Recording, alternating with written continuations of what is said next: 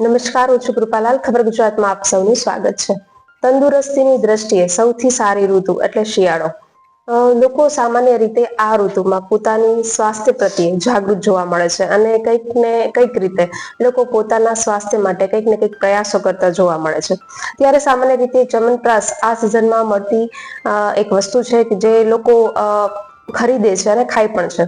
ત્યારે ચાલો જાણીએ આપણે કે ચ્યવનપ્રાશ શું છે, એક ખોરાક છે કે ઔષધિ છે. તો આજે આપણી સાથે જોડાયા છે ITRA ખાતેથી મૌલિક સિદ્ધાંત વિભાગના એસોસિએટ પ્રોફેસર એવા વૈદ્ય શુભાંગી કામલે. तो તેમની સાથે खास बातचीत करिए.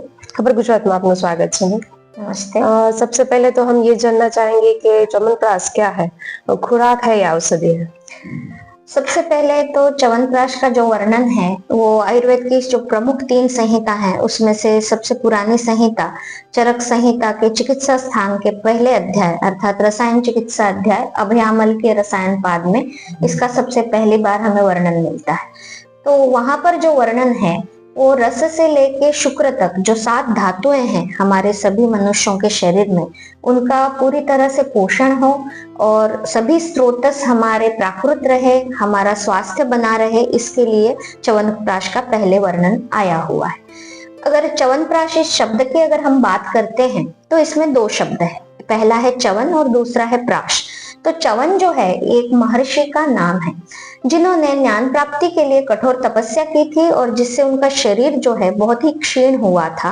और उसके पश्चात अश्विनी कुमारों ने, जो कि देवताओं के वैद्य कहे गए हैं अपने हमारे सारे पुराणों में, आयुर्वेद के चिकित्सा ग्रंथों में भी जिनका वर्णन मिलता है, ऋग्वेद से लेकर अथर्ववेद तक जिनका वर्णन मिलता है, उन्होंने इस च्यवन महर्षि के लिए इस विशेष औषधि का निर्माण किया। और उसमें जो दूसरा शब्द है वो है प्राश, जिसका अर्थ है लेहन, कि जो हम चाट कर खा सकते हैं, ऐसा औषधि। तो जो आपका प्रश्न था कि ये औषधि है या खुराक या न्यूट्रास्यूटिकल, तो ये मुख्यतः तो एक औषधि है और आज के परिप्रेक्ष्य में या आज के जीवन में हम इसका एज ए न्यूट्रास्यूटिकल के तौर पर भी इसका उपयोग जो है वो कर सकते हैं। च्यवनप्राश के मतलब प्रोसेस में कौन कौन से औषधियाँ होती है? सबसे इसका मुख्य घटक जो है वो आंवला है। और जैसा आप जानते हैं कि ठंडी में शिशिर ऋतु में मुख्यतः हमें आंवले, ताजे आंवले मिलते हैं। हमारे घरों में भी आंवले के बहुत सारे अचार, मुरब्बा, ये सारी चीजें की जाती है क्योंकि यहाँ साल में सिर्फ एक ही बार इसी ऋतु में हमें आंवले मिलते हैं और च्यवनप्राश का मुख्य घटक आंवला ही है। किंतु इसके साथ इसमें अष्टवर्ग है, दशमूल है, चातुर्जात है, जो कि सुगंधी औषधियों का मिश्रण है, जो हमारे कुछ हमारे घरों में जो मसाले होते हैं उनमें से ही कुछ औषधियां जो है वो इसमें है मुख्यतः। च्यवनप्राश को हमें कब और कितनी मात्रा में लेना चाहिए और कौन लोग हैं वो जो च्यवनप्राश ले सकते हैं?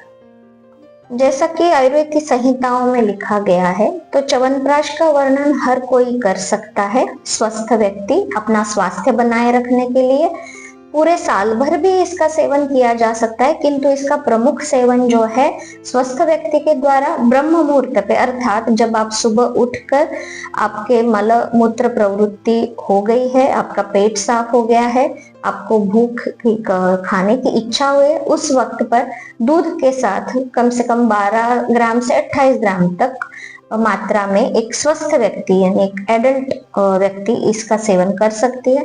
इसके अलावा बच्चों में भी हम उनके वय के अनुसार जो उचित मात्रा होगी, जो प्रॉपर डोज होगा, उस डोज में उनको भी दे सकते हैं। च्यवनप्राश के बारे में कुछ अनजाने ऐसी बात है?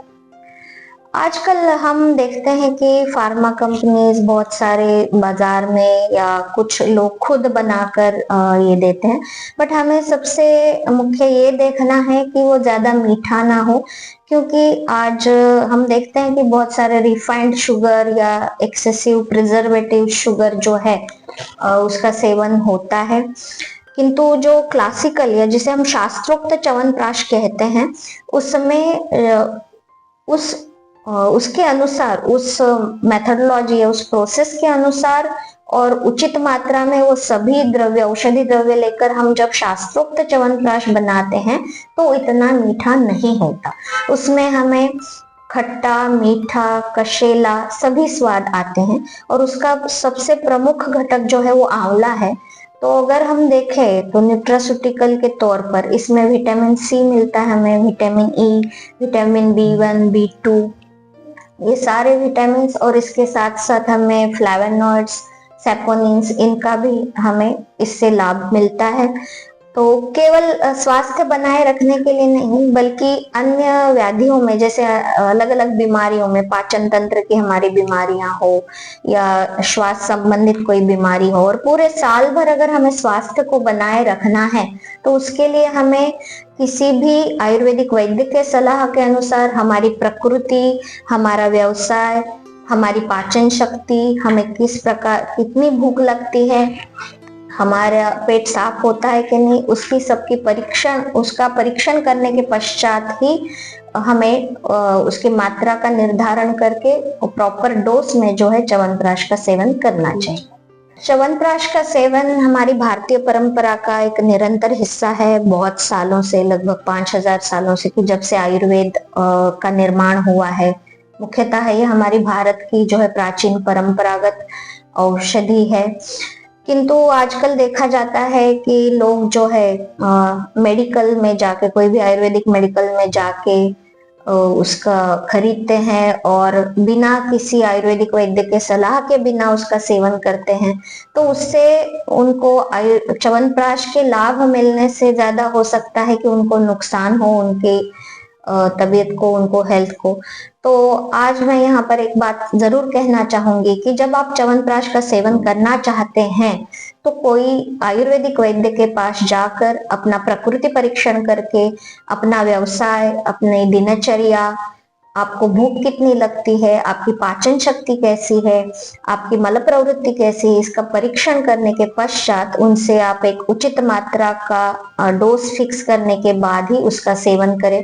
दूसरी महत्वपूर्ण बात यह है कि जब आप च्यवनप्राश का सेवन कर रहे हैं तो वो इतनी मात्रा में करना चाहिए कि आपकी पूरी दिनचर्या में से कोई भी बाधा ना आए। इसके साथ साथ मुख्य है कि आपको जैसी भूख लगती थी वैसी ही भूख लगे, नॉर्मल पूरी।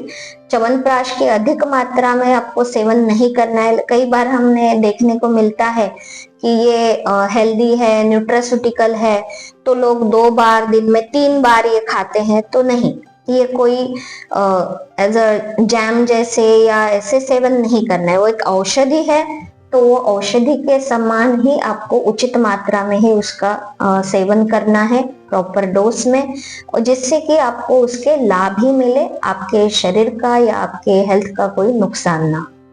તો વૈદ્ય શુભાંગી મેમે આપણને ચ્યવનપ્રાશ વિશે ખૂબ સરસ મજાની માહિતી આપી। તો એ જ મુજબ આપણે પણ જ્યારે પણ ચ્યવનપ્રાશને જ્યારે ચ્યવનપ્રાશ લઈએ છીએ ત્યારે આ બધી તકેદારી સાથે લઈએ અને એનું આરોળવું જોઈએ।